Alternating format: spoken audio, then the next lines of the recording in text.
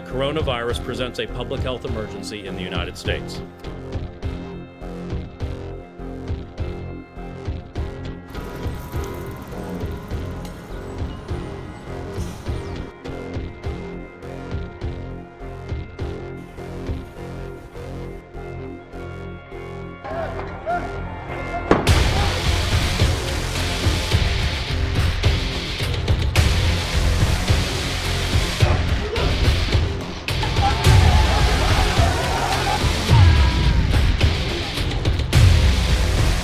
I wanted to make sure it was understood that this is not martial law.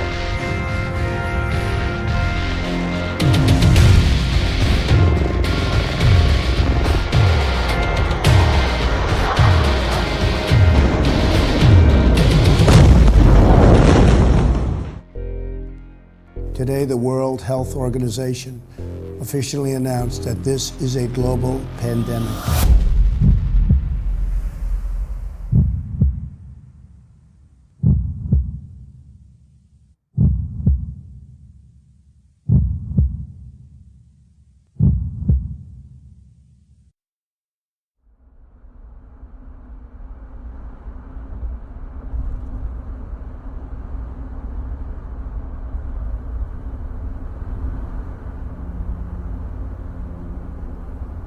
In the year 2020, the world was struck by catastrophic events.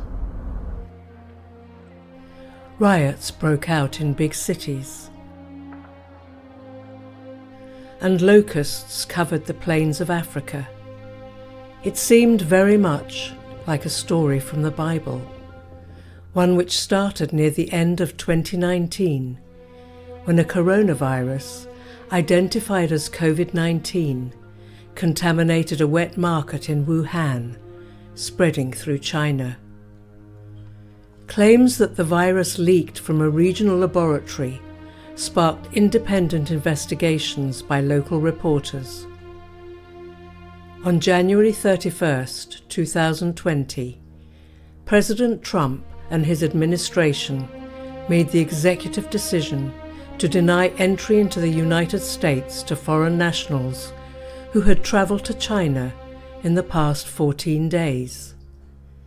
This travel ban delayed the arrival of the virus to the United States from China, but it could not be contained.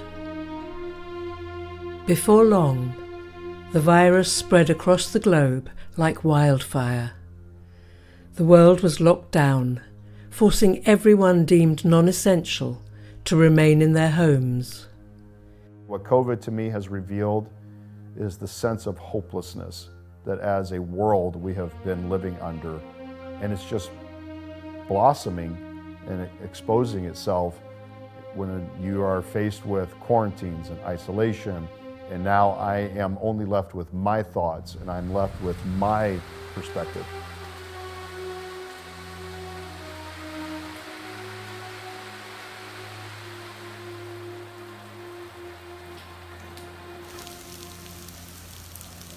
But I see it as a retaliation against a life that I feel has done me wrong. And no matter how you frame it, no matter what you're trying to do, no matter who you're trying to attack, you're still reaching out for something that's tangible when this is not tangible. This is not something that you can touch. And how people abuse others is because that's the closest way I can make you hurt like I'm hurting. And I think that's the greatest pandemic of our society, is how I am hurting and I need you to feel my pain. Dear fellow citizens, everyone in Bavaria is currently restricted from public areas and confined to their home premises. Stay at home.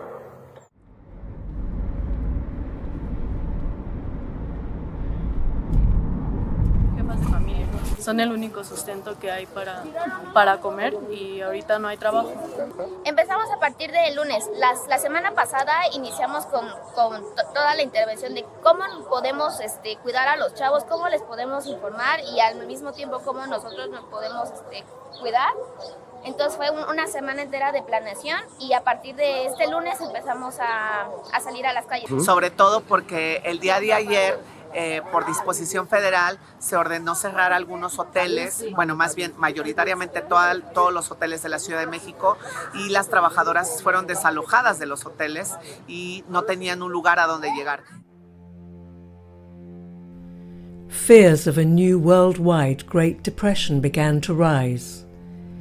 Suicide rates increased dramatically in adults as well as children due to fear and prolonged isolation. Hope began to fade. Now boarding hat. Embarcadero. This is a red line train to Mobilizing. I had been involved with the response to SARS, the first SARS. And I thought, okay, this reminds me of that. And in that situation, they quarantined the cities and they were able to contain it. So early on, I was really hopeful that they would be able to contain it. The difference with this SARS was that it apparently had started flowing during that whole Chinese, New Year, the Chinese time of heavy travel, and they didn't lock it down. So this really, the genie got out of the bottle early, that we weren't aware of that yet. I had heard about this weird atypical pneumonia that was being seen kind of out of the country, that we didn't really know what was going on with it. We couldn't really do anything about it. It was hitting a lot of people hard. And that was when I kind of figured that something was coming our way. At first, I guess our first reaction was that, well, this is a serious flu pandemic, or this is a new superbug that is kind of hitting, but then as it became more of a global impact, there was definitely something that was happening. We began to recognize that, okay, we cannot treat this as just simply something that might come. This is definitely going to hit our area. So what are we going to do to prepare and to manage, any of the potential impact this could have? To unleash the full power of the federal government in this effort today, I am officially declaring a national emergency. So then it progressed and it left China. And I thought, oh boy, this is still, if they've done good tracing, maybe they can lock down those individuals, and it won't be too bad. And then when I remember sometime in late, I think it was the last few days of February, when we hit 17 countries with COVID. And that's when I thought, that's it. This is going to be big.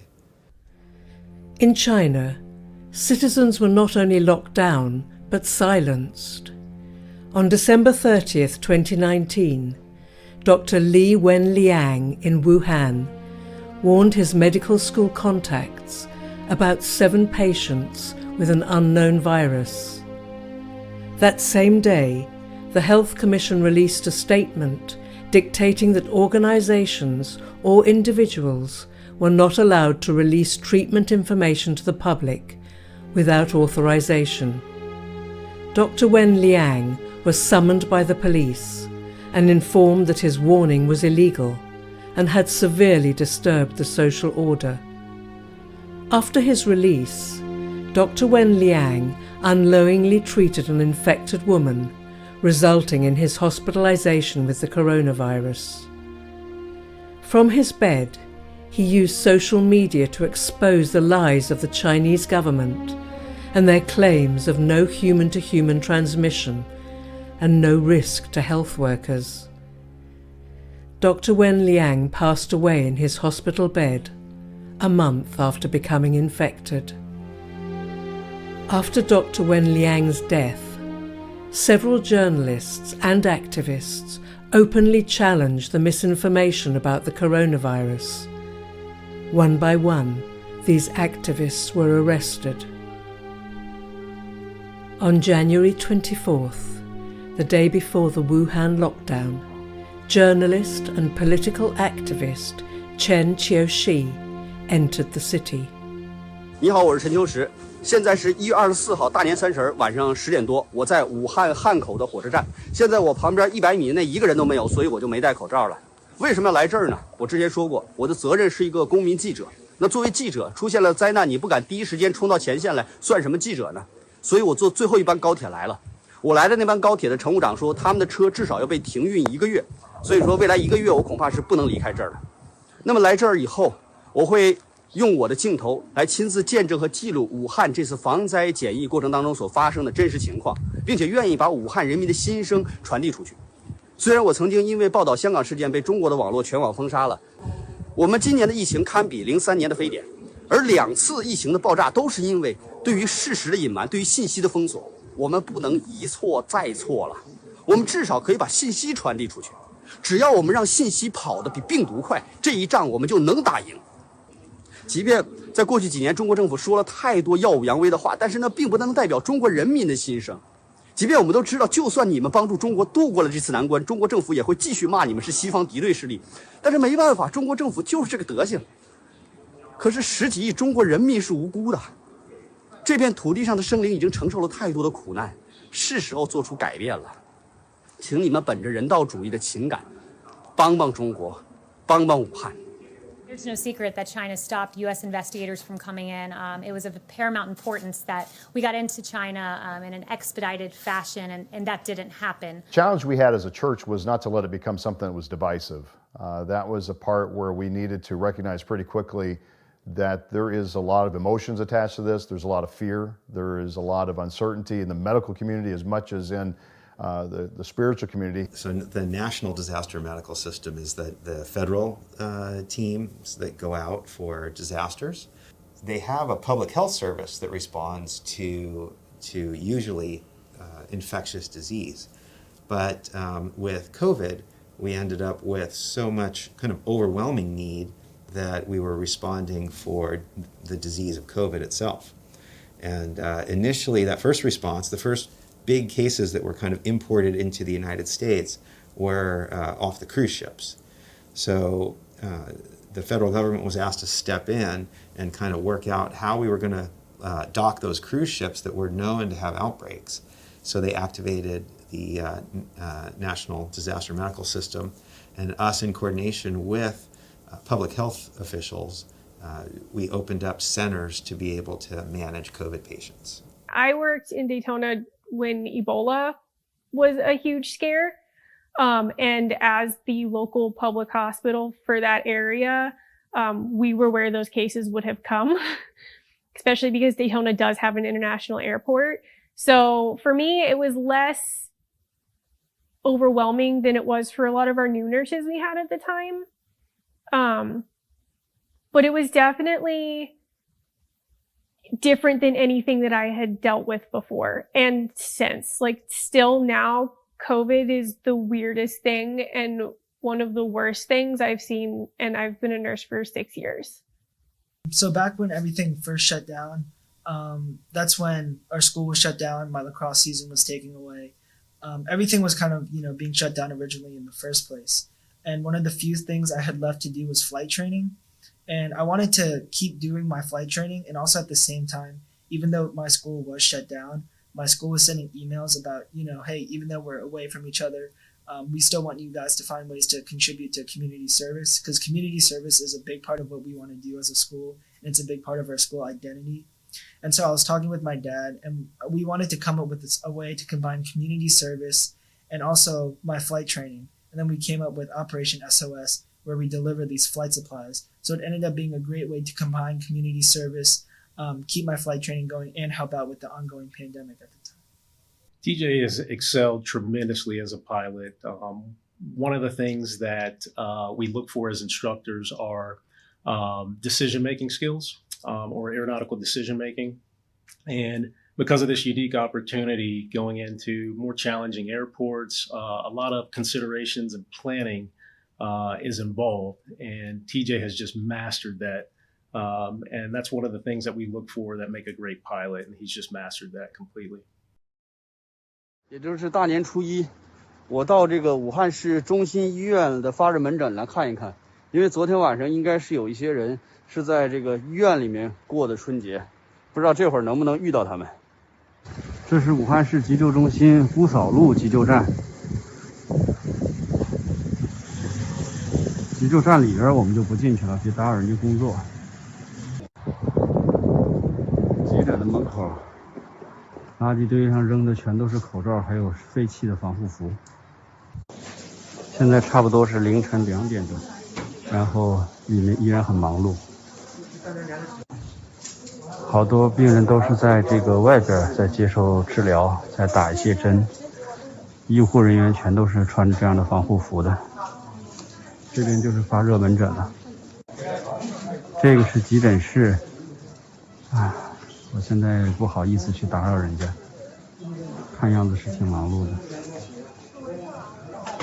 这几个应该是比较重的病人，都在打针。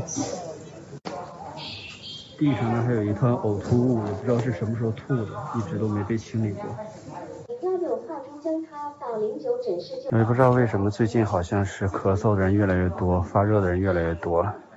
The big thing we tried to do in our church was to not treat this as the new form of leprosy, that if you received a COVID diagnosis that you were ostracized and you were kind of put into this awkward position of, well, is something wrong with me and how do I treat others and people around me? And we really tried to distill that very quickly that, listen, it's really important we do know so that we can respond, and at the same time, we want to care for you. That means if you're shut in, you're quarantined, how can we give you resources? Can we bring meals to you? Can we drop something off on your front porch? Can we take care of this business that you need us to do because you're just not able to get out? So really our church responded to each other in that way, and I think it distilled a lot of the unease about a diagnosis, because none of us at that early stage, we didn't know, what does that mean? Is this truly a death sentence? Is this, what does this look like? At the time I was deployed to Miramar Naval Air Station, we really didn't have an outbreak yet here in California.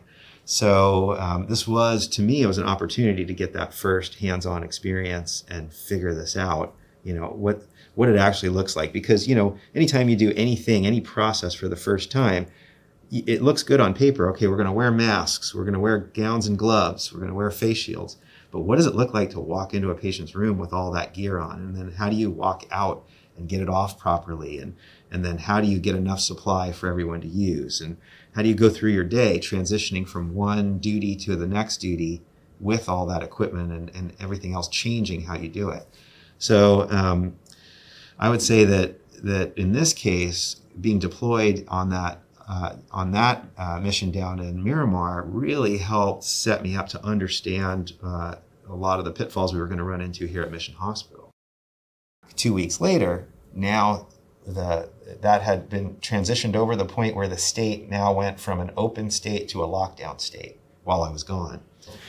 I got here, and our administration have all gone through training on incident command structure, but not many of them have actually put it into place in a real world situation. So being able to kind of participate on that level here at home, and then help organize the incident command, I think really helped, because there was a lot of lacking information just across the board, misinformation, and then communication breakdowns as far as supplies and equipment. There's a normal process. For example, you order supplies. We know that they take a week to get here. We plan for that, and then we use them. Well, with COVID, it disrupted all of that. So we would put in an order for supplies. We would expect them a week later, and they wouldn't come for a month.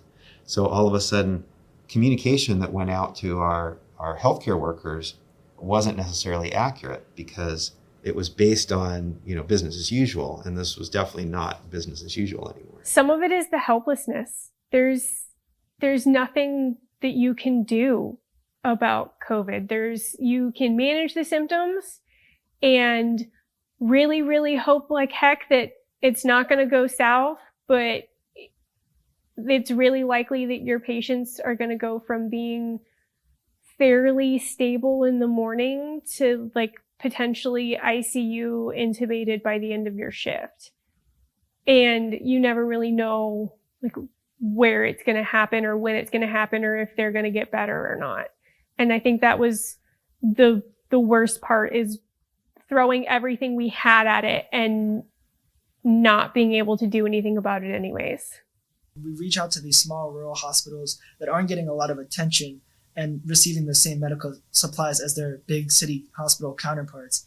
And so these hospitals service miles and miles of land, and they service entire communities, but they're very underappreciated because they're in these small rural towns. And so going out to them and delivering them tier 1 PPEs and also ventilator supplies so that they can keep their hospital fully supplied so they can continue their fight against the coronavirus in these areas.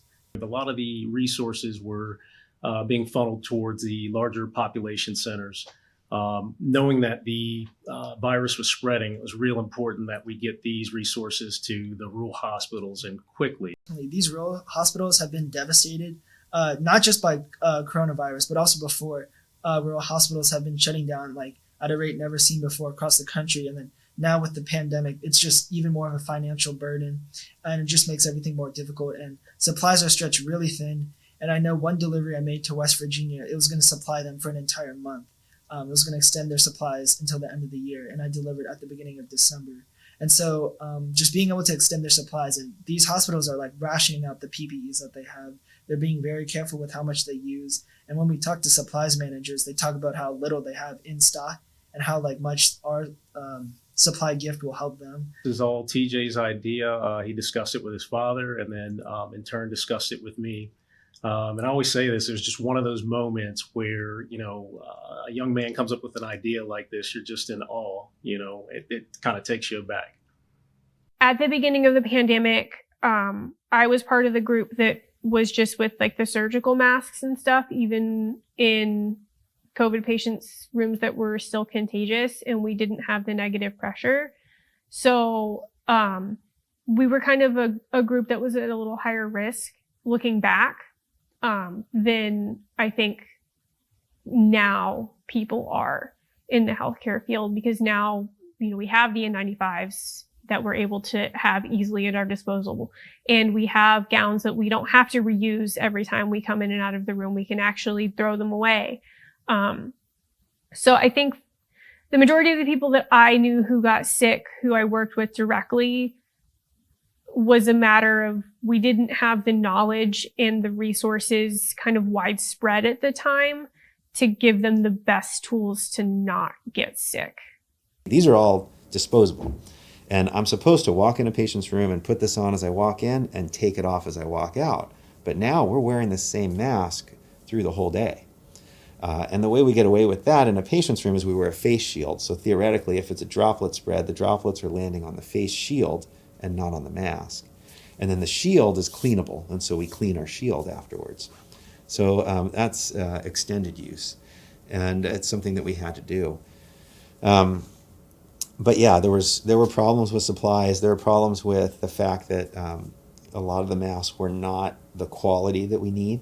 When you're talking about an N95, it's different. This is more of a shield. It stops the droplets from hitting my face. It's not meant to stop air from going around the sides here.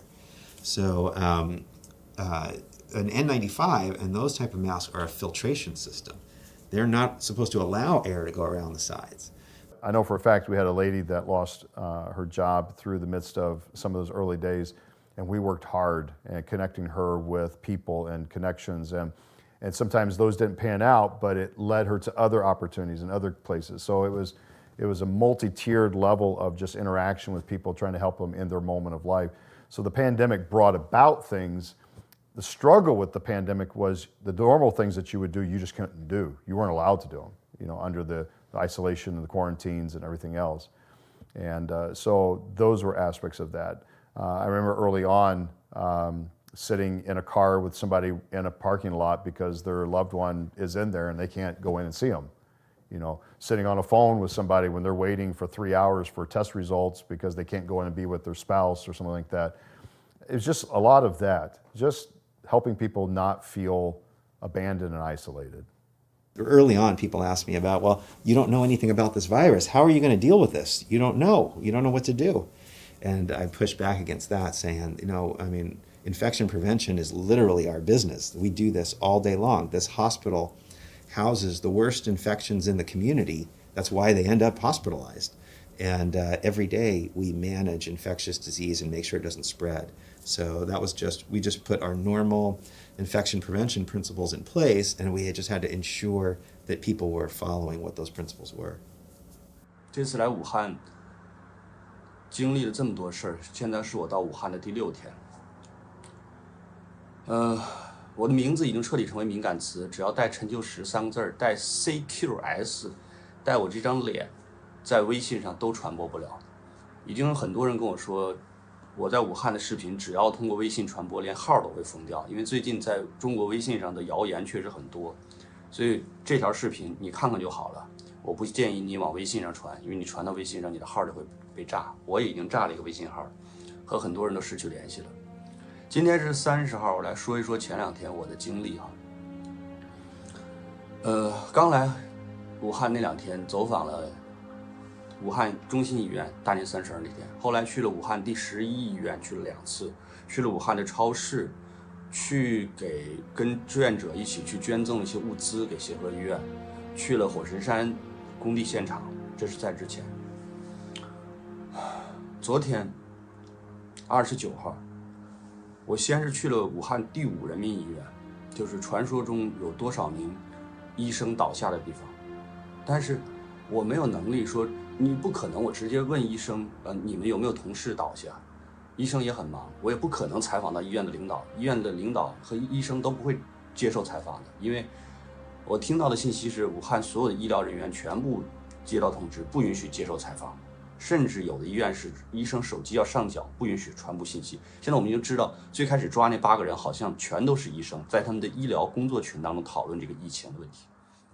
It's been disappointing, I think globally and here because, again, China looks like they didn't really take this as aggressively and seriously as they could have initially.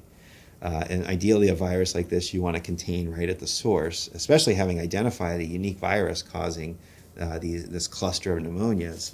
That's when you want to really jump on this and shut it down. And then around the world, it showed the weaknesses in the healthcare system across the world. I think a lot of Americans who haven't traveled to see other health systems have an impression that we have the best health system in the world. And that's true across the top crust, like the latest, greatest, the emerging science. But it's, as far as the day-to-day medical care, many other places have equal or even better healthcare than we do. The problem was that early on we didn't know how to treat this disease very well.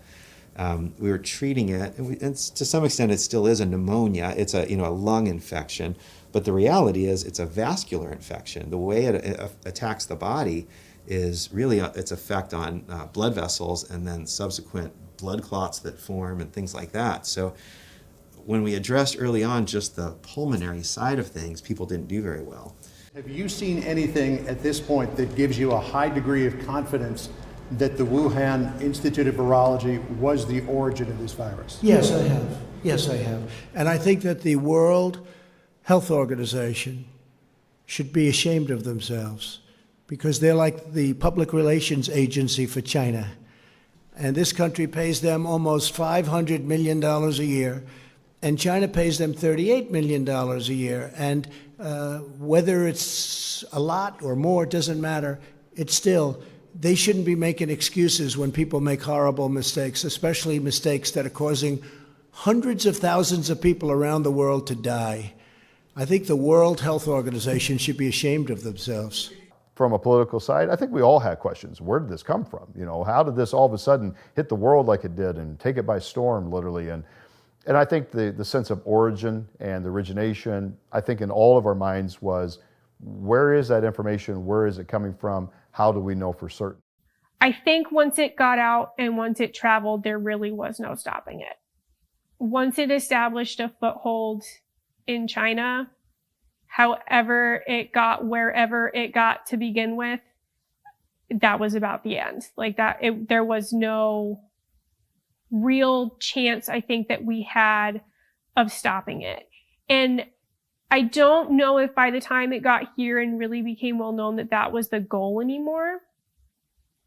I think the goal at that point was to try and prevent overwhelming hospital systems and our healthcare system, which ended up happening anyways, because we were definitely overwhelmed. To try and push back, listen to what the scientists are talking about. I think Dr. Fauci has now got a cult following. He probably has a lot of haters as well. You have to really learn to be critical of your sources of information and look at the source and look at are they really qualified to give these opinions. Not everybody with an MD behind their name is necessarily qualified to give you the latest, greatest opinion on COVID. 昨天我去了第五医院，还算有秩序。然后有很多人是过来找这个检测盒、检疫盒，要通过这个检测盒检测我，鉴定我到底是不是确诊。因为在这排队的我就混在人群当中，我假装是一个患者，跟他们一起排队，跟他聊，你这咳嗽几天了，发烧几天了，你是来确诊的还是来复诊的？你看你拿着片子呢，你这是干啥呀？就你自己难受啊，还是家里好几个人难受？我就跟着旁边这些病人聊天。那有的病人就是我咳嗽几天了，我发烧几天了，一直不退，吃退烧药不退，我疑似，他说是疑似这两个字太折磨人了。我的排队排得跟人样了，给你是爆胎的吧？那你就知道到这里先找到我个地方噻。你背后这个地要不够。就是整个门口放着10几个氧气罐，写着充满氧气的小心。里边长椅上躺的是人，走廊里夹的是床，厕所门口夹的都是床，60-70%的人在吸氧，还有一些人是吸那种戴面罩的高压氧往里打。他如果不是肺炎的话，干嘛用高压氧？当地的那个，我去陪那个病人去看病去嘛，他弟弟跟他一起去的。他说：“我要不是陪我哥来看病，我绝对不敢上这儿来。就是你怎么敢上这地方来？”然后进去之前浑身消毒，出来以后浑身消毒。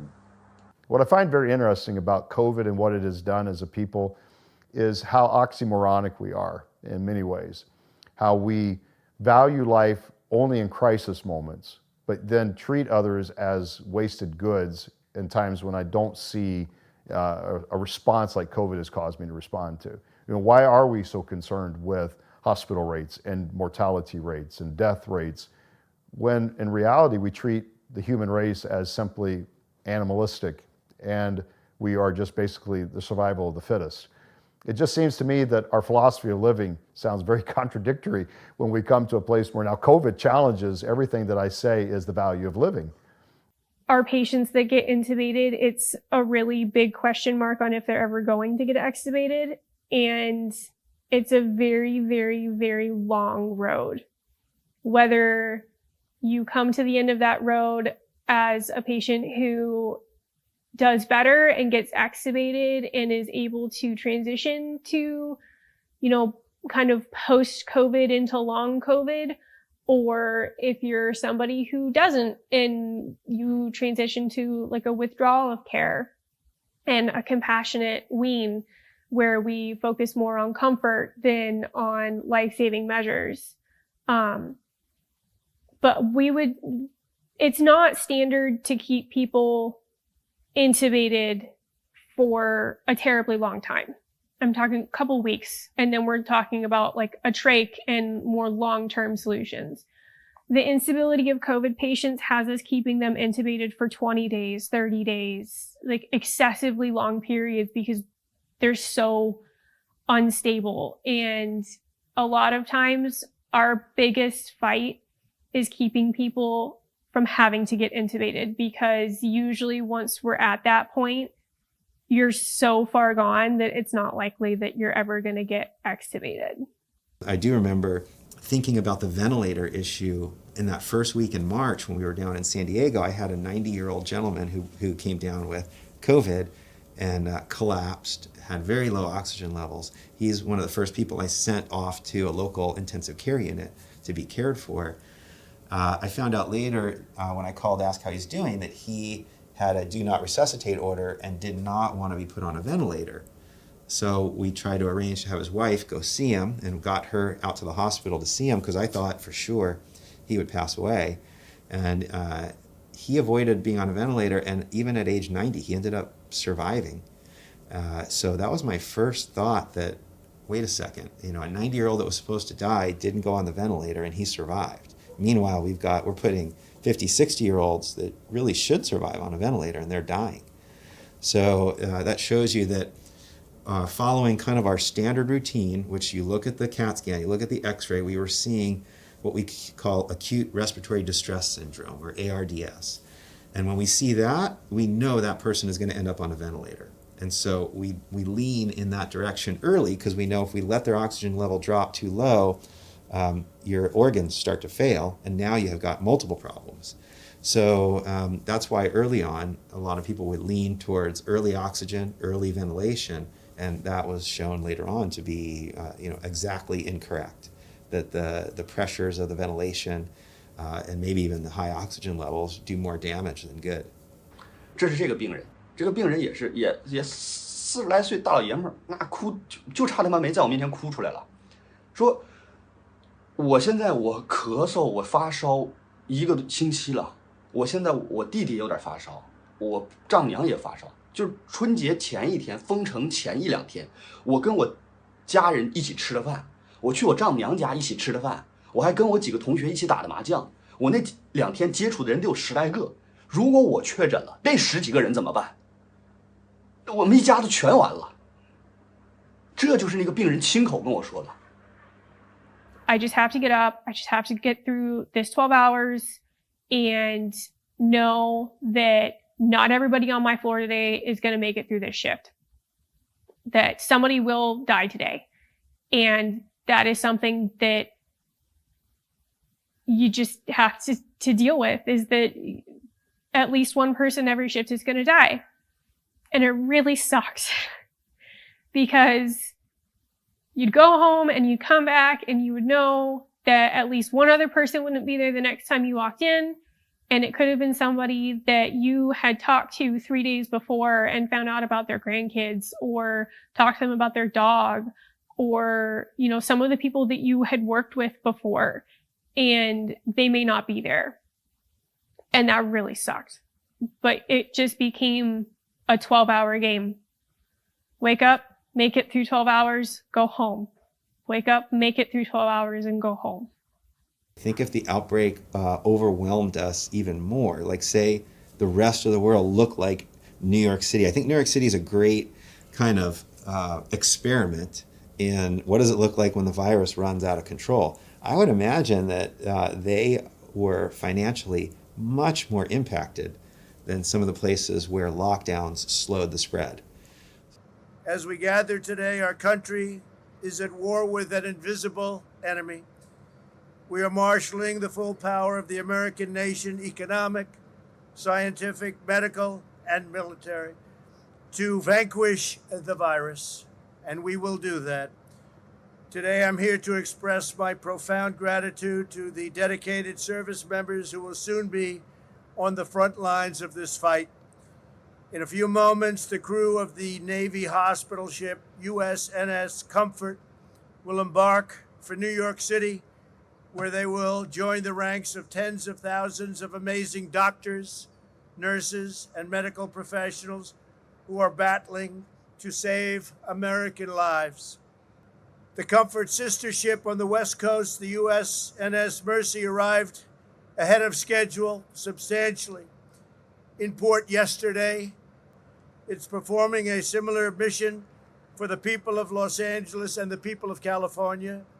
Among the sailors departing today are some of the finest doctors, nurses, technicians, orderlies, and medical staff anywhere in the world. These are true professionals. And no one performs better under pressure when lives are on the line. These are incredible people.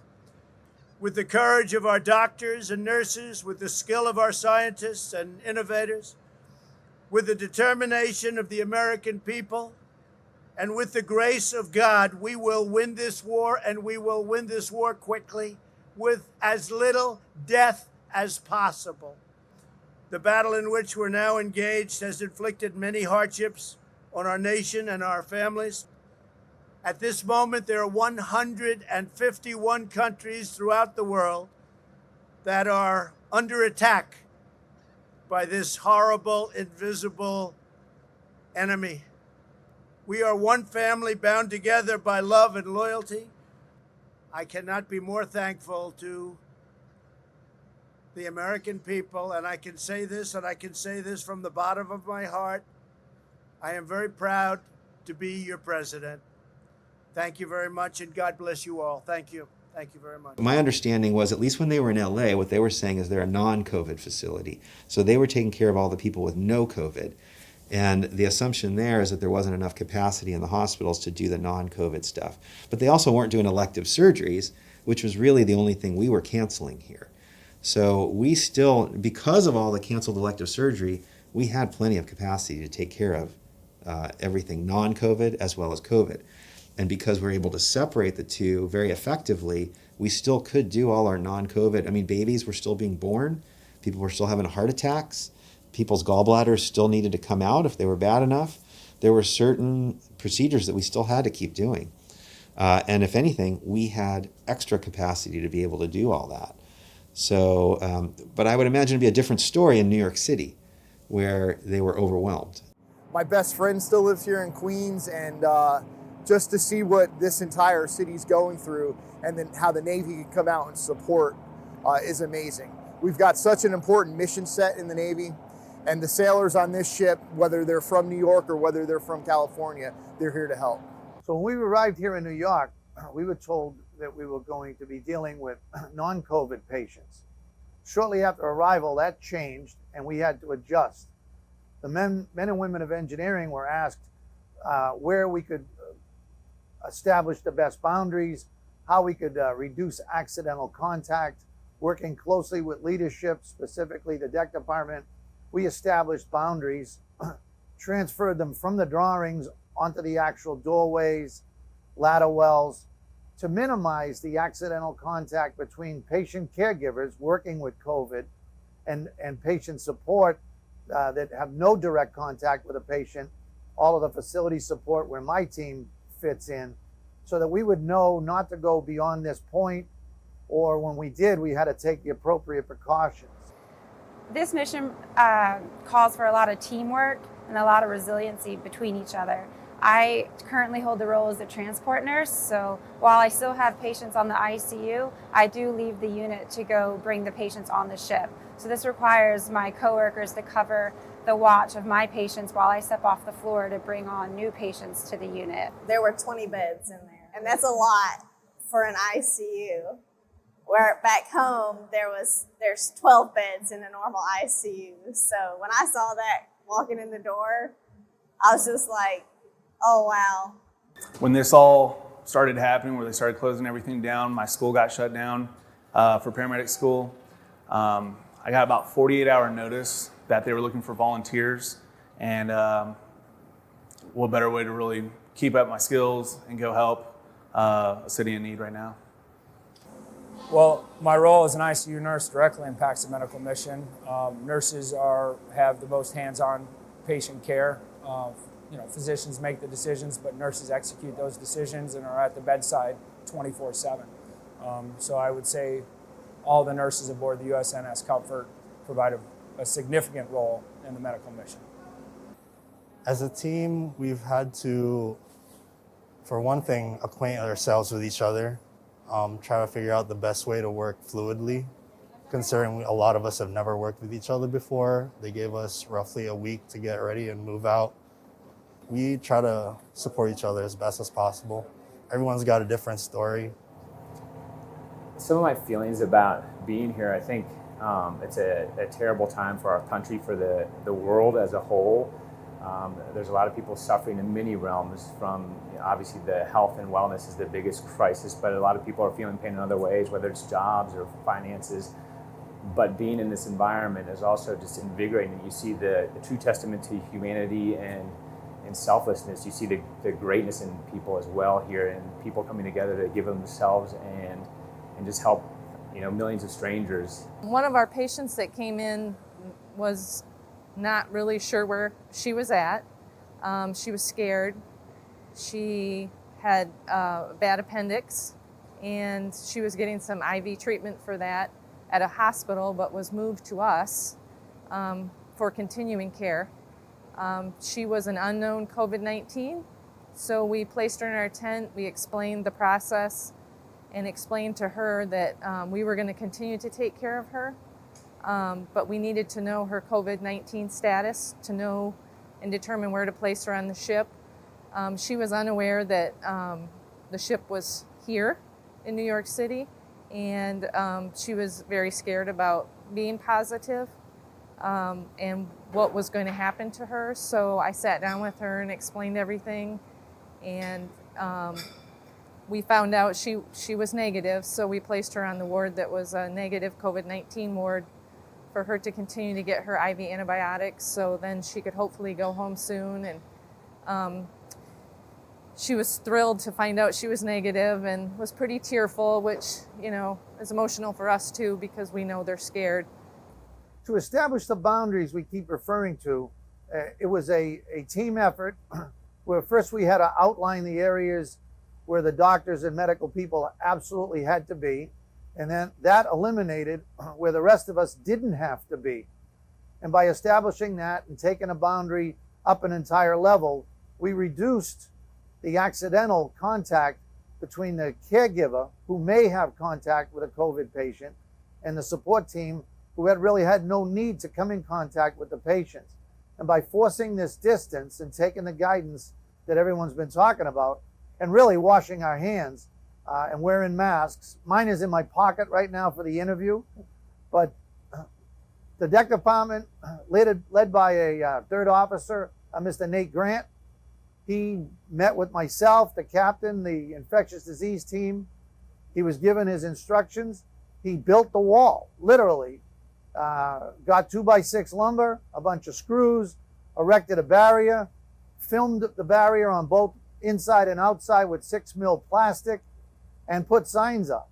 Moving to the next door, which is already in place, we just sealed over the door with 6 mil plastic on each side, and a sign says emergency use only, don't break the boundary. And people to this day have been doing very well in respecting the boundaries that have been established. And I really think that's a lot to do why our numbers within the crew have stayed very, very manageable, very small. Being in New York City on 9/11, it led me to join the military. Even though I enlisted in the Army and spent 11 years as a combat medic, multiple trips to Afghanistan to try to make the people responsible pay for what they did to New York City on 9/11. And it's bringing everything full circle, coming back to New York City as a Navy nurse in a time when New York City is in a crisis again, and to be able to help the people, the citizens of New York City, and help them out medically as a Navy nurse, since this is my first time back to New York City since I left almost 20 years ago. I was on a run on top of the ship, and I got a text from my father. He told me my uncle had passed away, so I immediately called the rest of my family to see what was going on, just to check how they're holding up. It's been rough because no one can really check on anyone because everyone's in isolation, and no one wants to make it worse by spreading it to family members. So the virus was real in me, but it got even more real when I found out. The mission doesn't stop just because I'm hurting. My sailors expect me to keep my head up, keep doing what I'm doing. So staying motivated and staying positive is definitely a core part of what we're doing right now, because you have to keep a positive attitude to keep going. So we are doing whatever we can to motivate each other, remind each other of the mission at hand, that we're here for a greater good and that we are prepared for this. We're listening to music, we're ordering food to the hotel when we can to try to just build that camaraderie and build that morale. It's very easy to get down and be exhausted. We've worked weeks and weeks without a day off, and we're all very tired, but we know that we're accomplishing good here, and the overall mission is to help the people of New York, and we're absolutely happy to be here to do that, and we're happy to be a part of this mission. I just want to help out in any way that I can, and I encourage anybody to help out in any way that they can during these times. I don't think age should be an issue. It doesn't limit me in any way or what I'm doing. I'm just I saw a need and I wanted to help, and I think that's the mindset that everyone should approach things. Your age doesn't limit what you can do. One excellent example that I have to brag on is actually my veterinarian. I had to take my dog into them, and I found out that he had all of his staff wearing disposable masks, and he was trying to find more, or he had them wearing reusable handmade masks. And he was trying to find more because they had taken all of their disposable masks that they had already had in the office, and they were stockpiling them for the community. So they had separated them and had stopped using them in their clinical practice so that as the community needed them, they could give them to people. 前两天我不是录了个视频，我说武汉当地的民间组织有点这个一盘散沙，然后很快就过来打我的脸了。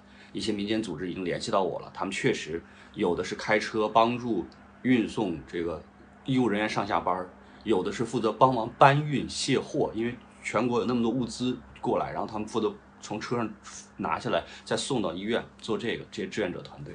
然后我和他们加了微信，也要去参加他们的活动，但是我能看到他们的工作也是很累，而且这些志愿者也是满腹牢骚，非常不容易。It's just, you hear these stories all over the place of how people have just simply stepped up and been consistent, being faithful, just stepping into people's lives and trying to, as best as possible. We have individuals in our church that would just go sit on the front lawn and have a conversation through a screen door. And it's just that sense of not feeling isolated and abandoned and totally ostracized. I think that's been the hardest thing about COVID, is that sense of just feeling abandoned. And it's been neat to see how people around the world are just seeking to recognize that sense of we need community. For a while, we weren't allowing any visitors at all, and that tears us all up because we know that part of healing is to have loved ones around you for support. And so we, even though it seemed mean and awful that we were turning people away, it ripped us apart just as much as it did the people we were sending away. So we worked hard to try and get people back in to see their loved ones in a safe manner, so we weren't taking the infection under this roof and sending it out into the community, but also not to put our caregivers at risk, because we were really looking at, would we have enough nurses or enough doctors if, say, 20% of our staff are out with COVID? And the answer was no, we wouldn't have had enough. And it probably would have happened simultaneously with other hospitals having the same problem. They tried their best to stay out of public places and, this and the other. And then like their grandkid came home and then tested positive. Or, they would have a family member who was a healthcare worker who maybe, incidentally brought it into the home. And so those ones were always harder emotionally, because it was really hard for us to look at them and say, like, I know you did all the right things and I'm really sorry, but you got sick anyways. 今天的肺炎，今天的武汉肺炎，既是天灾，也是人祸，更是人祸。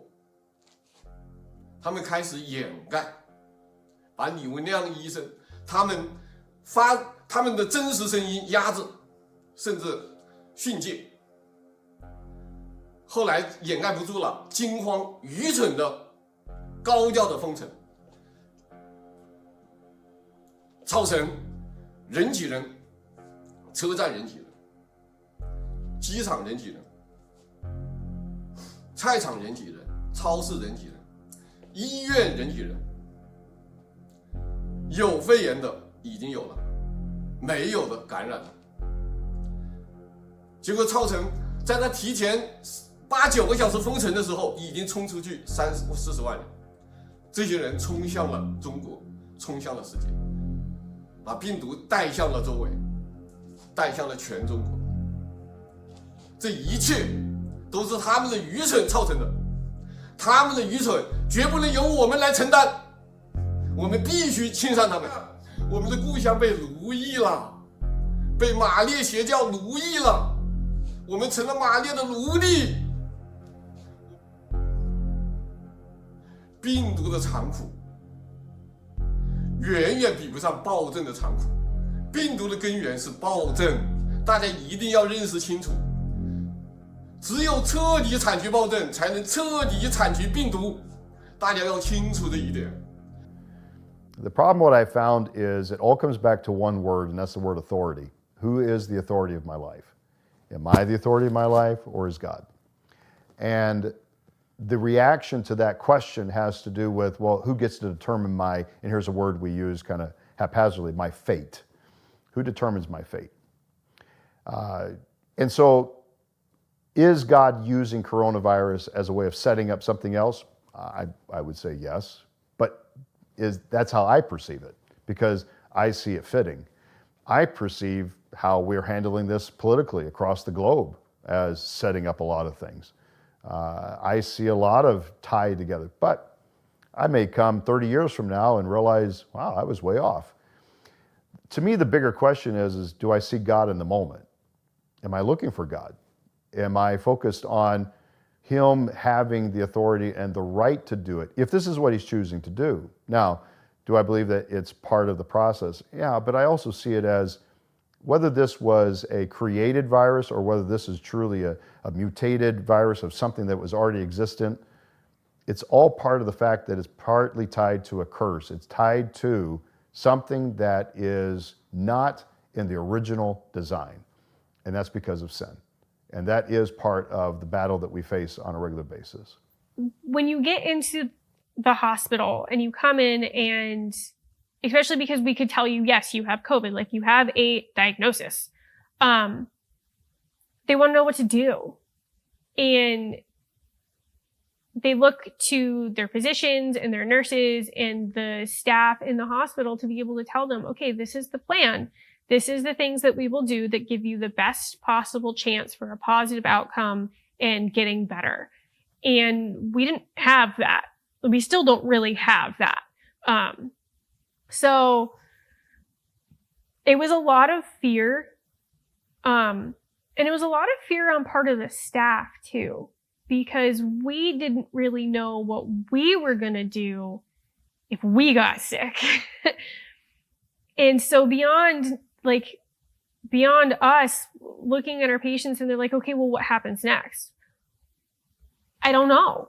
I don't know what happens next. Like, we're going to, I guess, figure it out together. And that made it really hard for them, because instead of being able to have kind of a calm guiding presence in terms of staff, you just kind of had this big question of, okay, what are we doing next? What are we trying next? And sometimes it would change from day to day. So even if we had a plan, tomorrow that's not the plan anymore. And there was a lot of things that we tried that we had not done before. So it was very hard for patients to have staff look at them and say, I don't know. I don't know.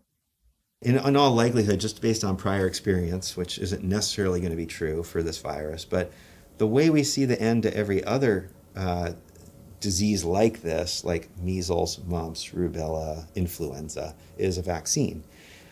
I would imagine unfortunately, there will be some negative impacts of some of the vaccines. And that's unfortunate, because those will probably be kind of blown out of proportion to the benefit eventually or ultimately.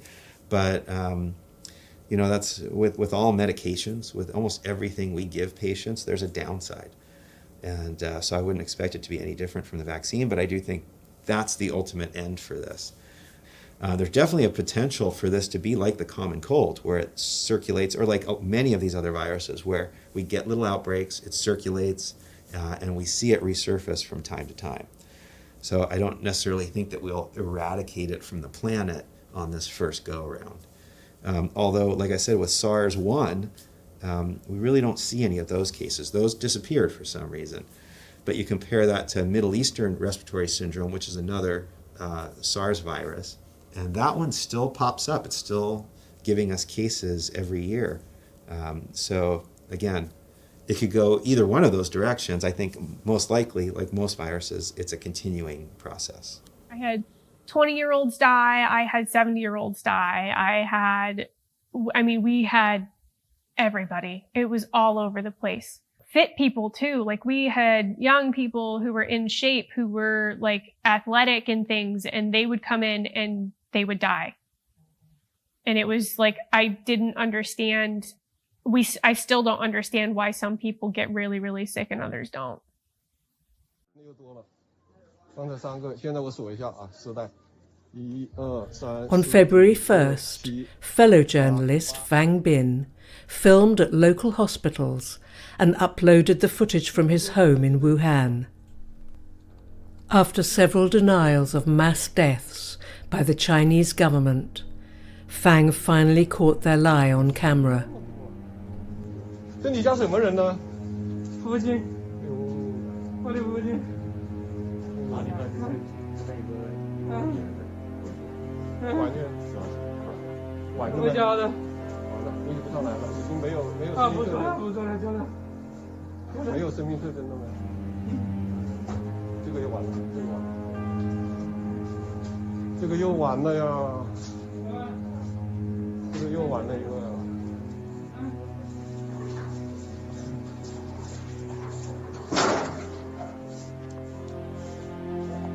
还有里面还有尸体吗？还有啊，这么多！哎呦，这家伙也太多了呀，这样还在搬，这尸体还在搬。Later that same day, Fang Bin had a knock at his door. He began recording live.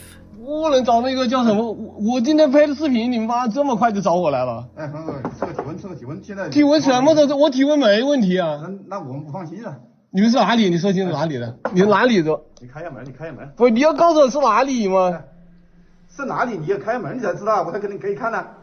不，我的体温没有问题。你说我体温，你有点担心。你检查的？哎，你去了危险的地方，我们现在首先要搞清楚。你们我讲真话，我报道真话，你们抓我。这样。那你们负责人，你叫什么名字？你叫什么名字？叫什么名字对你有什么关系呢？你是哪个单位？哎，我们工作人员，好吧。工作人员有个名字，有个单位啊。你配合一下。不是叫我配合。先场所想，好吧。好，那你这样，你就拿个搜查证来，好吧？你就找个搜查证来，因为这个有法律规定，对不对？我们按法律办事。因为我没有病，你拿个搜查证来，我配合你。你就拿个搜查证来，好吧？我们是疾控中心的。啊，疾控中心，你拿个搜查证来，拿个搜查证来。我在搜查呢。你拿个搜查证来就完了。搜查呢。你不能以这个名义来隔离我，懂不懂？那么危险的地方，你去了以后，你有没有可能被传染？你这样，你拿个搜查证来，我不废话，你就拿个搜查证来。你拿搜查证来，如果你够法律条件，我们就按法律办，好不好？你找搜查证来，你没有传递，私人的住宅不允许任何人上闯，我有法律保护，好吧？别过，哎，你不能过早这种配合下啊！我只说，我是害怕，我前面是病毒，我后边是中国的法律和行政力量，但是我会振作起来。只要我活在这个城市，我会继续做我的报道，我只说我看见的，我听见的。我特别喜欢说一些撂的狠话，对吧？我今天把狠话撂这儿。妈逼，我连死都不怕，我怕你共产党吗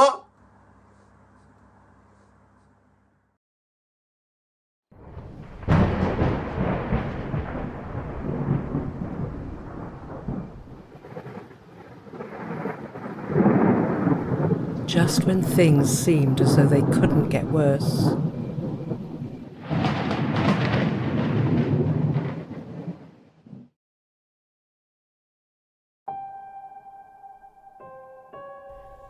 On the night of April 12th, an EF3 tornado tore through Chattanooga, Tennessee.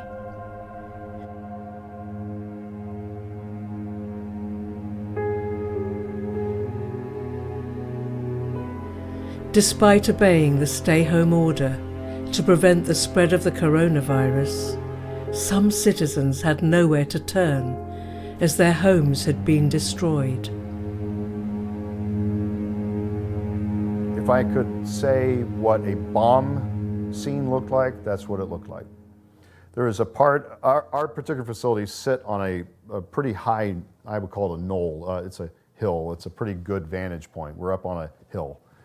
And there's a community that is to the east of us that goes up even further. It's called Holly Hills, and it rises up even more in a geographical structure. And then from our vantage point, we're kind of in the middle of that. So I went out into one of our athletic fields, and I was driving one of the little vehicles that we had to motorize around on the property. And I just sat there in the vehicle, and I looked out, and this is now a few days after the tornado, and it was just a sea of blue tarps everywhere. And roofs, I mean, literally almost on every house there was a tarp, or the house wasn't there anymore. Splinters, debris. We had a property just to the west of us. It was a small church, and pretty much their entire contents was strewn onto our field. It literally looked like a very rough weed eater just went through and chopped up everything. We had a steel structure that was a gymnasium, and the insurance people that worked with us said they had never seen steel mangled like this, and they've worked with Katrina and other disasters, and it looked like a giant just sat down on top of our structures. It was just all mangled and twisted and caved in, and it was very overwhelming. The night that I got there, Don Arnold and I walked into the property because we couldn't drive there. You had to walk in about a mile. And we get up there and it's dark, no lights on because all the power is out, and we could just see emergency lights, and there were emergency vehicles lights going, and you see a modicum of what it looked like. But when the daylight hit and the next morning and I walked back up there, it literally takes your breath away because you don't realize how vast the destruction was. For us personally, we had 17 structures, and 15 of the 17 had to be torn down. So we lost a 25-acre campus. We lost the entirety of our campus. It was a global destruction for us.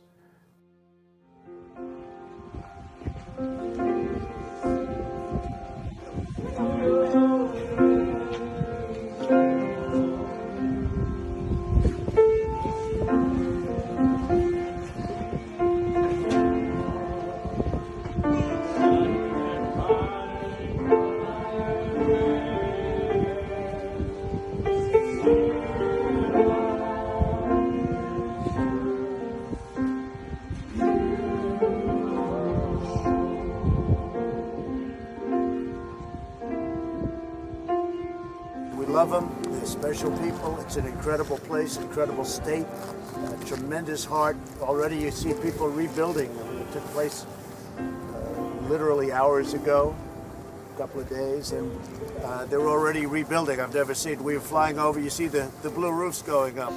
That's all over the place.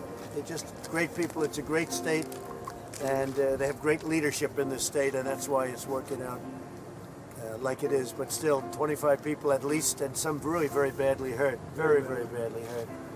The mayor was telling me some of the houses came down, and they got here right after that happened, and people are walking out of the houses, and you might explain that, what that looked like. It was just, it's a war zone, and it's in the middle of the night. It's very, very difficult to maneuver that. With the first responders, we can't say enough about the first responders that were here. Went in, they run in when everybody else is running out, and they ran in and took care of these folks, police and fire and EMS, and it was an amazing night. We had people that were so disoriented, they were wandering out down the roads and through the fields and the woods, trying to get to safety and figure out where they could go. And our great group of responders took care of them immediately, and we're so sad. They didn't know what happened. No. They just, all of a sudden, they're watching television or something, and all of a sudden they're outside walking on the street. Yeah. There was one young boy, I heard he was taken out of the house. And he was. One minute he's in his house, the next minute he's laying in his yard. It happened that fast. A couple of blocks away. Yes. Another family was the husband huddled over the wife and child, and the roof came off, and he was sucked out. They were all sucked out of the yard. They survived. So we just got back from Walmart, and we are to get batteries, and we dodged a bullet last night. We're looking at the whole areas, neighborhoods around our area just gone, literally just gone. Churches, the whole, you name it. And so we're going to be hunkering down for a bit. I don't know when power is going to be up in our area. I don't think anytime soon. So prayers for Chattanooga, everybody. I live approximately a mile away from the church campus. And so as a community, my community alone was affected in a mixture of ways. My house had some shingles ripped off. but the house one street over and down a couple was completely first level taken out. So our whole community was affected, and so that night when the power goes out and the storm has blown over and we go outside, and I will say one thing that was interesting is COVID did not exist the night of the tornado. That was completely gone. It was the last thing on our minds, and we were more conscious of who got hurt, is everybody okay, what can we do, and what is our response now to helping people really, in many ways, carve out trees falling, power lines down, debris strewn everywhere, families completely upheaval now because parts of their house are completely gone and destroyed.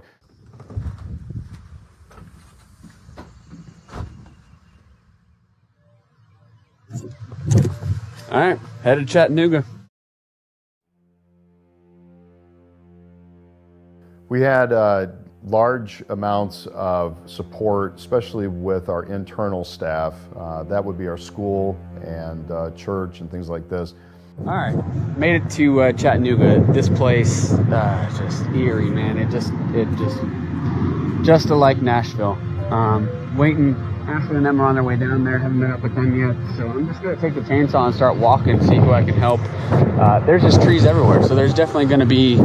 There's no shortage of trees that need to be cut down. So yeah. We had people trapped in neighborhoods in our own church for probably 2 or 3 days, just could not get out. Their roads were completely blocked off, so they could maybe get to the end of their driveway, but they couldn't get out of their communities. And so we sent in teams, several teams, trying to I know of 2 men that just grabbed 2 chainsaws and just started walking down roads and did that all day long and trying to help people out. So as far as on the campus itself, we started having people that were coming in just trying to get us access so that we could get back into areas because of the need to salvage as much as we could and not lose those resources. And so we began to organize teams and help with that. And we did. We had people that traveled in from other ministries that sought to help us, and it was really amazing to see the people respond to that. I've had to fly in a lot of severe weather. I mean, that's part of the job when it comes to flying these missions, is dealing with weather and kind of like weather management. We were on the ground and it was kind of a split decision whether we should go, maybe we shouldn't go, and we ended up deciding to go. And then as we were going, we saw closing in this big thunderstorm while we were flying to the hospital. So we knew that as soon as we landed, we had to drop off and just take off right away because that storm was coming in really quick. And so we spent maybe 10 minutes on the ground, just giving them the supplies, making sure they got everything. And then we had to take off again. And on our way home, I mean, the storm was right there on our left side coming home. And if we had spent like another 10 minutes or 15 minutes on the ground there, we would have ended up in that storm. And who knows what would have happened. You know, I think that from a community perspective, that it's definitely, I feel like, you know, there's good things and there's bad things, right? And obviously nobody wants to go through a pandemic. But I've seen some good things come out of this pandemic, and it's the closeness of the community on multiple different levels. I mean, in my own house, my kids have come home from college for a period of time and kind of all stuck together as adults, which was an unusual situation for us anyway, and really it brought our family closer together. I see the neighbors in a different way. We're all, you know, helping each other a little bit more than we used to, type of thing.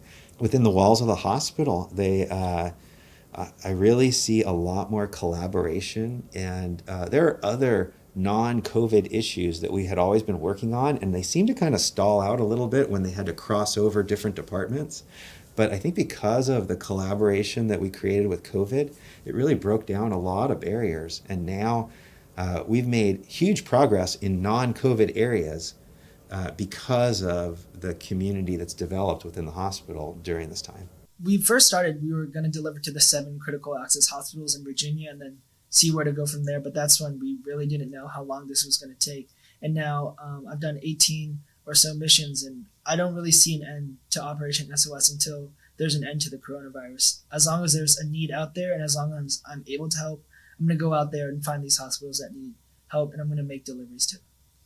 It was surprising to the extent, because of COVID, because of some of these other things, how quickly people just laid that aside and said, you know what, this takes precedent. You need help.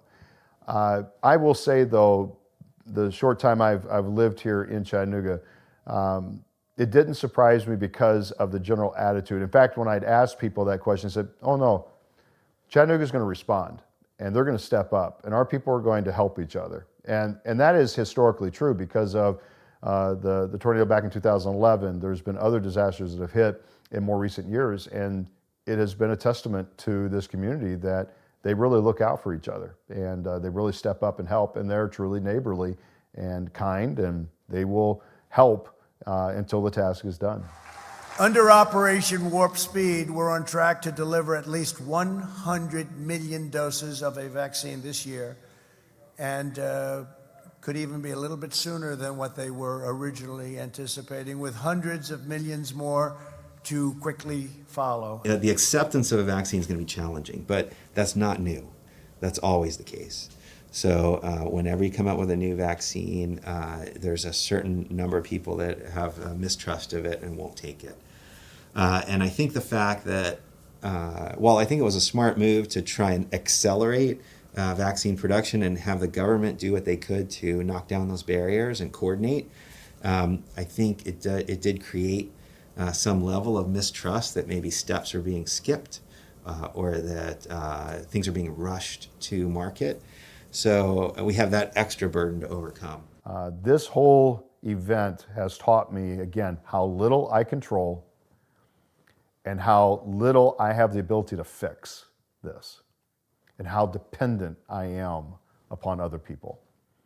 I'm amazed at the resources that God has provided to us. People that just came and have offered their services is one thing, but the people we have hired, the people that God has, it has just been an amazing process. To me, the greatest challenge in all of this is to believe that there is a God that is greater than your crisis, and that He will walk with you if you'll let Him. Humility is a front door of some of the greatest experiences of your life. I'm going to Walter Reed Hospital. I think I'm doing very well, but we're going to make sure that things work out. The First Lady is doing very well. So thank you very much. I appreciate it. I will never forget it. Thank you.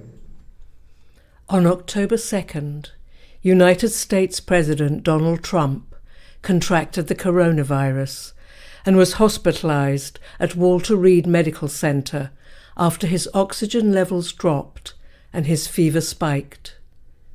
The president received oxygen doses and extensive treatment while continuing to work under 24-hour supervision.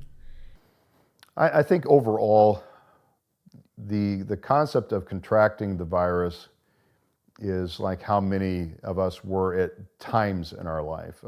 I have an acquaintance of mine who I went to college with who is struggling with the COVID right now, is probably in his last days. So at the same time, all of my family member has gone through COVID and never really had a trouble. I had a cold, basically, I felt like. How that situation, I think what it brought was a concern of succession. What if something does happen? You know, who's next in line? Who's telling me the truth? You know, how do I find answers? And the very people that are leaders, and they're struggling, and we don't have a clear understanding of, is our president, is this a death sentence to the primary leadership of our country, or is it just a bad cold? At the time, not gonna lie, a lot of us found it funny and ironic. Not that he was ill, but that like there had been so much from his side of like, this is not that big of a deal. There's really nothing going on, all of that kind of stuff. So for us, it was like an ironic funny. And the reports that were coming out about his, you know, general state of health were positive enough that none of us were like, oh my gosh, this is actually like going to be a really big problem for our country. But it definitely was not a lot of sympathy to be passed around for him at the time, just because of a lot of the information that he was disseminating made it very difficult for us to do our jobs and for us to genuinely help people. And a lot of us lost a lot of sympathy just from dealing with these patients every day and from having to deal with the ivermectin and all of that kind of stuff, because like people would request it and we're like, we're sorry, we're not doing that. So it did become very difficult for us to have sympathy for him. 我今天要来拜访一个已经确诊了的病人，他们家有4个人确诊，有2个人已经住院了，而他自己一直没有等到床位。他84岁的母亲今天上午9点钟已经在家里去世了，现在是下午4点02分，还在等殡仪馆的车，还没有来。他从1月23号就已经确诊了，一直在等床位，等到现在还是没有。我们今天来拜访一下他。我们刚才试了一下，这个小区我们是进不去的。我们进不去这个小区，但是他们家经常会有社区的人来消毒。这些人看来已经完成消毒，现在出来在清理自己身上了。他们跑了4、5家医院，但是得到的结果都是一样，说我现在没有试剂盒，没有办法给你做确诊，也没有办法给你住院，因为就算确诊了，我也没有床位给你。所以这4户面对的情况就是高度疑似，没有办法确诊，只能在家里隔离。有的呢是比如说太太和婆婆一起隔离在一个地方，他们2个互相照顾；有的是呢丈夫直接自己隔离在卧室里，然后家人生活在客厅里，但是这样非常不方便，也非常危险。单独隔离在卧室其实是不安全的，但是没有办法，这是这4户的情况。还有2户就是已经被确诊了，但是依然排不到床位。刚才那个视频里面我们看到的这个梅先生，他就这样一个情况，他们一家4口全部被感染，妹妹和太太已经被隔离去住院了，但是他和84岁的老母亲一直在家里面隔离。他是1月23号就已经确诊，到现在已经1个星期的时间，还是没有排到床位。就在昨天上午9点钟，他84岁的老母亲已经病发死亡了。The firefighter and the police, I mean, we work closely with emergency services for the county. We work closely with law enforcement. So it meant a lot to us that they recognized us as frontline workers just like they are.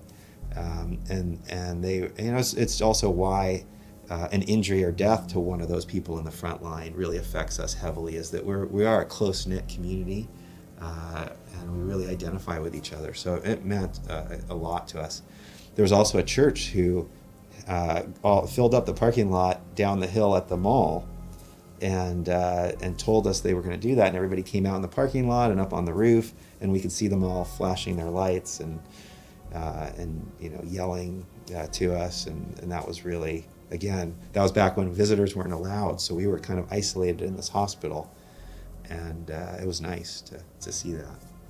We had a lot of community support. So one of the ICU nurse practitioners, his church every week would make us these gift baskets, and they were just like snack food and like uplifting messages and things like that. And then I know my mom and my grandma actually handmade masks for, this was before like when we had one surgical mask that we could wear a day, and like it was rationed pretty strictly. They made us handmade masks that we could wear in the hospital until like before they changed that for our facility. And one of our nurses was really, really good at calling the local food places and getting them to somehow send us lunches for free. So that was pretty tight, not gonna lie. Frank was good at that. Initially, yes, the response from community was absolutely amazing. We had a lot of people who would bring in stuff, and, you know, church groups that would send us things, and the response was definitely positive. I got back a day ago from Walter Reed Medical Center. I spent 4 days there. These are great professionals. They've done a fantastic job. And within a very short period of time, they gave me Regeneron. And it was like unbelievable. I felt good immediately. I felt as good 3 days ago as I do now. And it was incredible the way it worked, incredible. And I think if I didn't catch it, we'd be looking at that like a number of other drugs. But it really did a fantastic job. I want to get for you what I got, and I'm going to make it free. You're not going to pay for it. It wasn't your fault that this happened. It was China's fault. And China's going to pay a big price, what they've done to this country. China's going to pay a big price what they've done to the world. This was China's fault. 就比如说我自己，至少我自己都能验证2个谣言。比如说前段时间在中国的朋友圈里，天天在传日本向中国派出了100人的这个医疗队，但是外务省的人跟我说，怎么可能？如果中国政府不发出邀约，或者日本政府发出那个请求，中国政府同意，人家这个医疗队是不可以直接过来的。然后美国的医疗队好像是被中国政府拒绝了吧？所以日本派出医疗队，这是一个谣言。昨天网上还有一个小视频，那明显是假的。他拍了一个视频说：“哎呀，这是汉口殡仪馆里面的垃圾桶，10个垃圾桶全被裹尸袋装满了。你看里面黄色的全是裹尸袋，这个绝对是假视频。因为传染病人的裹尸袋谁敢打开？打开它干嘛？把尸体送进焚尸炉烧掉，把裹尸袋扔到垃圾桶，那不是2次污染吗？所以传染病人的裹尸袋肯定是直接推进焚尸炉烧掉，不可能单独剥下来再放到垃圾桶里，这也是假视频。网络上的假视频、假消息真的太多了。”面对如此重大的事件，我希望大家都能保持一个理性和冷静，用你的逻辑，用你的良知来分析这些信息。 We actually had a Chinese church that was using our facilities to meet in our facilities. And so it was kind of an interesting twist on our perspective because it was almost like the days of, I would say in World War II, when if you were a Japanese American individual and it was Pearl Harbor had just gotten hit, and our Chinese church believers that were meeting in our church, they kind of felt scared because how are we being viewed as a population, as a people, and things like nature. So for our church, we took that very sensitively. We really strayed from, trying to make this the Chinese flu or bring it out as that, because we felt like that's really not fair to them because they didn't have anything to do with that. They were here. Throughout my journey, I've learned 2 lessons. First is that it takes a community to serve the community. What I mean is that I'm blessed by an incredible community that includes my family, my teachers and peers at Landon, my flight school, my neighborhood, and my church. It's been their support that has allowed me to complete each Operation SOS mission successfully. Second, I've learned that you are never too young to think about how to serve others in times of need. Mr. President, you once said that America is the place where anyone can rise. And today, there are youth everywhere in America rising up to help sew masks, deliver groceries to the elderly, and write thank you letters to our frontline workers. And when I think about them, I realize just how undeserving I am to be here. Mr. President, I'm so honored by this award, and I also don't know how to repay you. Let me make you this promise instead. As long as there's a need, and as long as I can find the PPEs and fly them to rural hospitals, I'm going to do it. I promise to continue to rise and be of service to my campus, my community, my Commonwealth, and my country. Thank you. Being invited by the White House is something I've never experienced before. And they really did a lot for me in that process. It was just really such an amazing process. And I was really grateful that the White House invited me over. We got to go on a tour and everything was just so amazing. They gave us the entire room, the entire White House. And we kind of just got to walk around, do a tour before meeting the president. The amount of humility and drive that TJ has is just something that's been really inspiring for me. Again, to watch him grow as a pilot and both as a young man is a unique opportunity for an instructor. And it's just something that's remarkable and very, very inspiring to me. It's amazing. I mean, I'm almost in tears following some of my colleagues around. I mean, the work that they do is incredible. We have nurses that from day one put on that protective gear. We built a protective barrier that locked them and the patients on the other side of that barrier. No problems at all. They put on their equipment and went and took care of patients. And we're talking about patients that were dying and suffering, and they were the only person that this person could have contact with because we couldn't put their family member in there. So they were bringing their own personal phones into the area there so that they could FaceTime the family members, and so the family members could at least see their loved one and they could have some level of communication. So, I mean, I think all our nurses are just incredible heroes. Our ER nurses, they're the front line. So people walk up to the front door and it's a grab bag of who knows what, right? So we don't know if the stabbing wound that comes to the front door is a COVID patient or whether the broken ankle is a COVID patient or whether the person's just going to walk up and cough in your face and say, I have a bad cough and a fever. So, they from day one have been the literal front line of the hospital and have never walked away from their duties. I've never had a nurse here say, I'm not going to work today because it's too dangerous, or I'm not going to work. They've had concerns for their safety, for sure, but they worked through it. So it's incredible.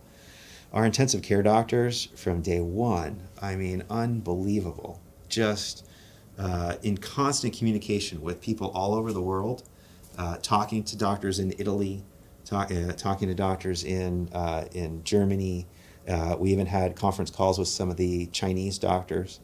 Our sister hospitals in Washington, D.C., who had the first patients, we were immediately in communication with them. In communication with all the universities around the country who were sharing their protocols and evolving protocols, because some were showing promise, but then in the end weren't really helping people that much, and then it would evolve over time. And our critical care doctors just really kept us on the cutting edge of treatment day after day, every single day. Even right now, they meet once a week to discuss the latest evolution in COVID, and we have ever since March. Once a week, meet as a committee to discuss the latest evolutions. How are we going to tweak what we're doing right now to make it that much better?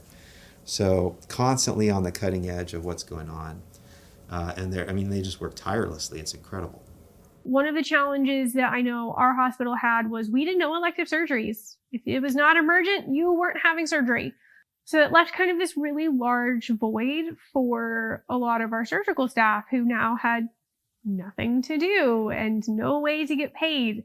So they would pick up on our floors and they would help our respiratory therapists do walking oxes, or the nurses would come up and they would help us draw labs, and they would be runners for us and would help us with other things that we were maybe overwhelmed with, because, for example, patients were terrible about pulling off their BiPAPs and their high flows. And so a lot of the times our float nurses or the nurses who would come from those other areas, they would kind of be our whack-a-mole, essentially, is they would watch the monitors and see when someone's O2 was dropping, and then they would put their mask on really quickly and go in that room and get their oxygen back on, or see why they were desatting, which freed us up a lot more to be able to kind of do cohesive care for people instead of the nurse who was assigned to that patient literally only being able to put oxygen back on them all day. And we did a lot of upskilling with our hospital. So we would take nurses who were from med-surg or from a progressive step-down unit, and they would go and take a couple of classes and shadow for a few days and upskill to another area so that they could work directly with the nurses on that floor to be able to help take care of patients that were not necessarily in their normal care group, but that we really needed the staff for. So that was something that was really kind of awesome for us to have and be able to do for each other. And there was a lot of support throughout the hospital for the staff on the COVID units. In the very beginning of the pandemic, if you worked on a COVID unit, you couldn't leave your unit for the whole shift. You were not allowed to go down to the cafeteria. You couldn't go anywhere. So once you entered the unit and changed your scrubs, you couldn't leave until you changed back out of the green scrubs the hospital was allowing us to wear. So they would send us meals. Granted, it was the same food that the patients were eating, and it wasn't always fabulous, but they did send us food so that we wouldn't have to worry about someone who maybe didn't bring their lunch, who wouldn't get a lunch because they can't go down to the cafeteria. So there was a lot of support, especially among the staff that were kind of at the same level, which was, it made a difference. It made a difference. The people who worked COVID together formed different relationships, for sure. The response from all the hospital workers, just the feeling of gratitude that I get when I'm on the ground. I can really feel like how much my deliveries mean to them, and they express it to me. And even I can just tell I remember when we delivered to hospital, some of them stay up all night to make signs for my welcome party, you could say. And then just seeing how they cheer for me when I get on the ground, and they all tell me thank you so much for bringing this stuff. It really means a lot. it really is going to help our hospital. And just hearing all the gratitude and like the sense that they're really appreciative of what I'm doing makes the whole Operation SOS process worth it. This president and this team were in a relentless drive to save lives. We created medicines in record speed. And as the world learned last week, we have come to the beginning of the end of the coronavirus pandemic, and people are already receiving the first safe and effective coronavirus vaccine all across America. Today's achievement is a reminder of America's unlimited potential when we have the will and the courage to pursue ambitious goals. As I've said from the beginning, a vaccine will vanquish the virus and return life back to normal. The pandemic may have begun in China, but we are ending it right here in America. I find that the greatest challenge to comfort is then, well, what's the foundation of your comfort? If comfort is only found in me guaranteeing you'll never have a problem ever again in your life, I'm a liar. But if comfort says, I can give you a resource and I can give you a relationship with someone who will help you walk through any difficulty you'll ever go through, that's comfort. Because I can't guarantee we'll never suffer another pandemic, another tornado, that my family member won't be diagnosed with cancer tomorrow. But I can guarantee that God is there to walk with me. So my greatest comfort, my greatest source of comfort is knowing who's walking with me, not necessarily that I'm avoiding any of the difficulties. 因为昨天我说我已经开始出现一些胸闷、胸痛的问题，我也买了体温计，量了一下，昨天晚上是36.5度，今天是36.8度。当地医生呢劝我最好是去做一个 CT 拍一下肺子的情况。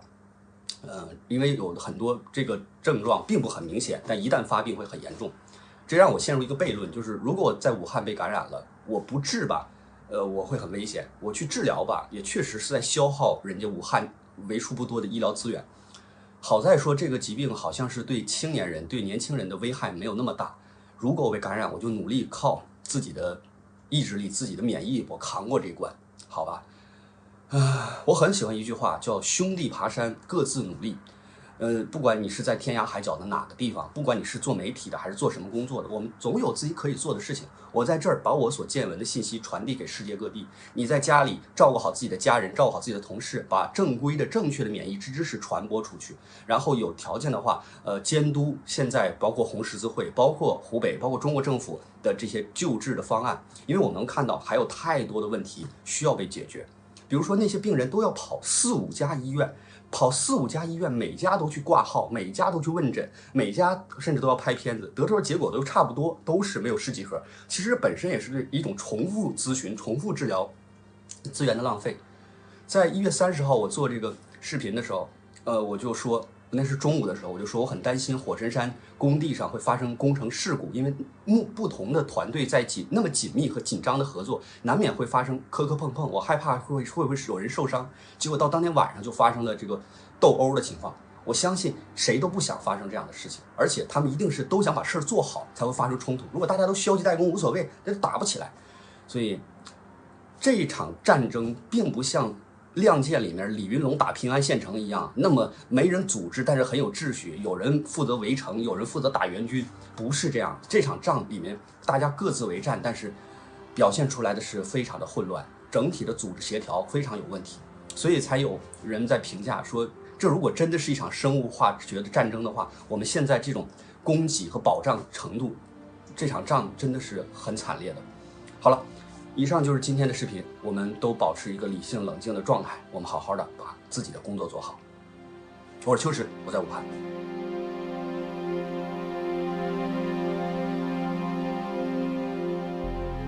Already, one of the most memorable years in our history, 2020 ended as bad as it started.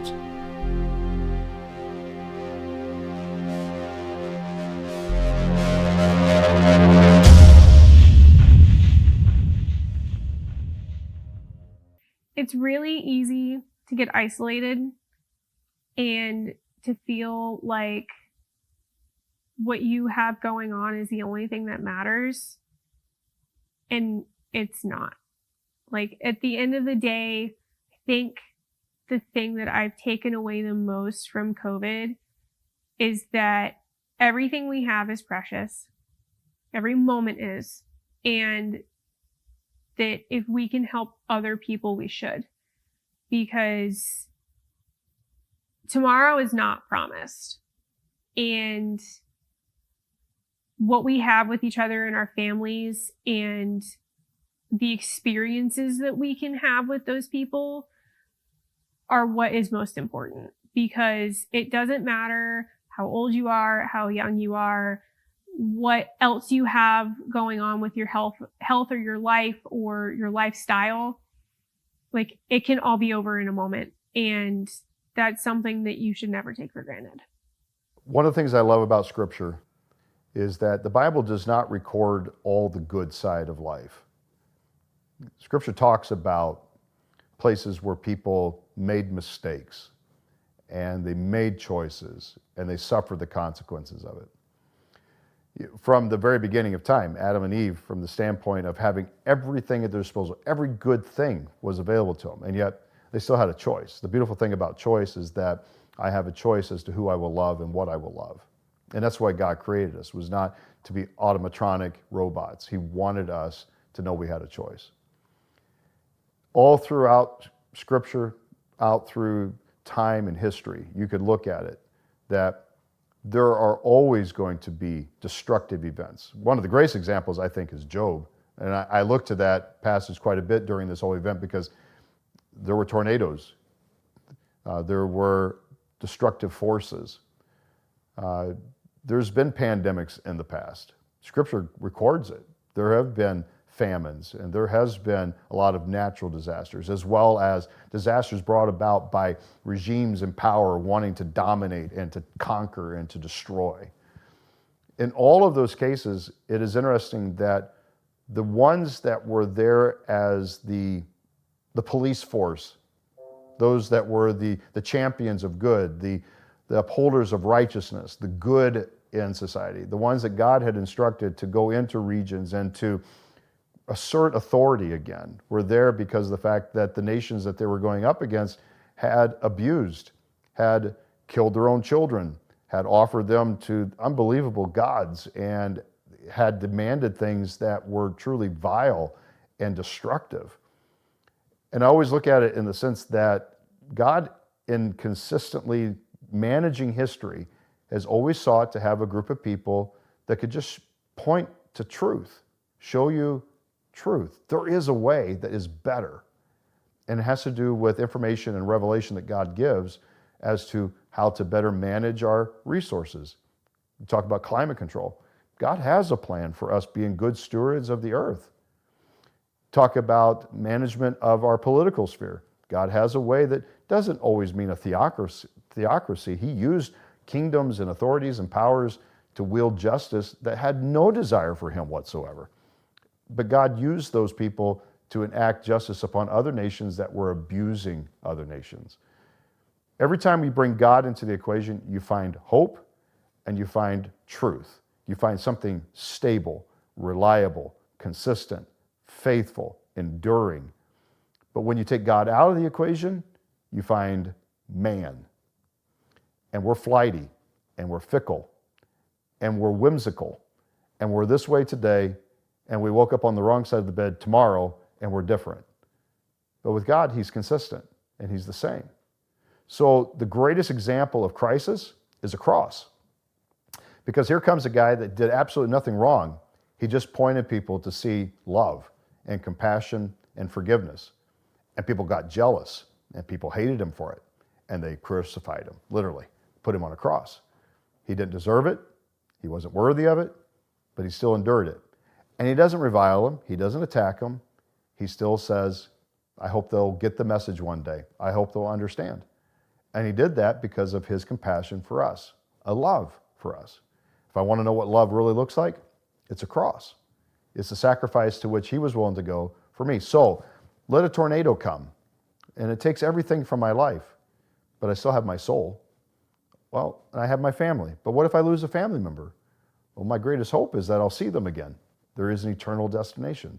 So my greatest hope for people in watching something like this is that they'll come and check up their life a little bit. Stop short and recognize if everything is taken away from you, what then do you really have? If it was that easily removed from your life, what have you been living for if it's that quickly able to be destroyed and taken away? What are you really after is the purpose of living? If a tornado can wipe it out, or a hospital bed in COVID could completely remove it, then what is the meaning and the purpose of your life if it's that easily removed from the equation? Everything about my existence, everything about me, if I am that fragile, and yet I'm trusting in my fragileness to give me everything that I need, then that's not a lot of hope. And that's what God comes in to remind us of, is that I'm greater than you. I made you. I created you. And so there are circumstances that are tough, and there are difficult days. Well, that's just the nature of the fact that it got broken pretty quickly. And that was due to a choice that was made by us, not him. And he put us into a situation now to rely upon him and to trust him and to let him lead us then through the rest of this life.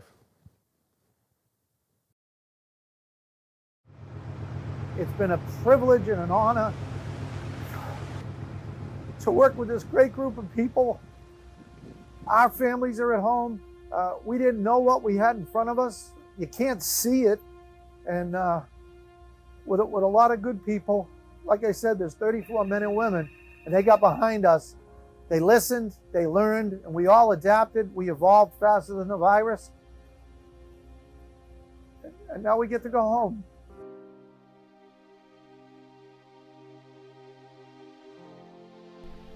Hurting, broken, we allow ourselves to be torn down and reshaped, rebuilt based on the foundations of faith, reborn stronger as a community, serving one another. When disaster brings us the worst in our world, it brings out the best in our communities.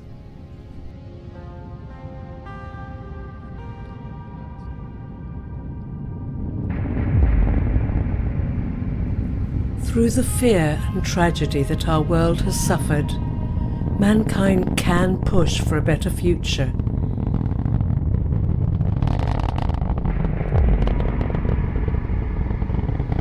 We will heal within our homes and our families, but also in our strengthened community.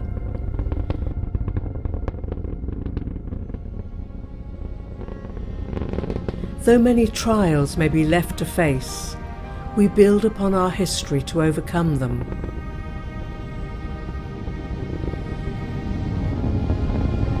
Our strength is in our kindness to one another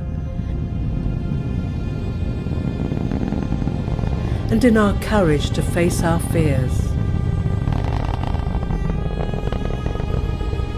Life on Earth will be forever changed as we stand together, united and equal, against an invisible enemy.